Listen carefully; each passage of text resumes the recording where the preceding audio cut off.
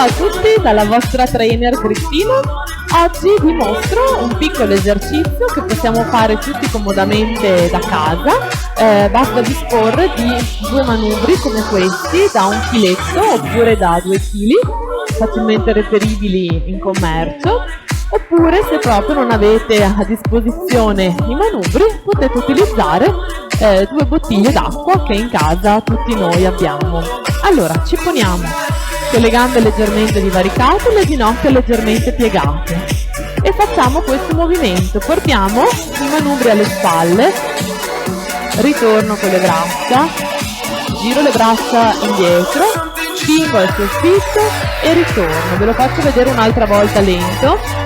Piego, stendo, spingo al soffitto e ritorno. Proviamo insieme la sequenza. Pronti? Vado. 1 e spingo, 2 e spingo, 3, spingo, 4,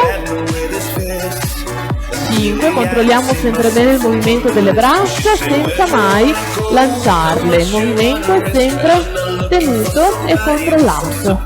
E posso ripetere ancora un'altra sequenza. 8, 7, 6, 5. È importante che le braccia rimangano vicino al corpo e che i movimenti siano controllati.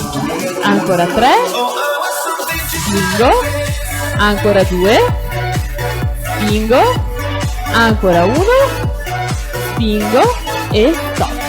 Anche qui, come per tutti gli esercizi che vi propongo, se volete potete fare una piccola pausa di 10 secondi e poi ripetere un'altra sequenza o altre 2 sequenze.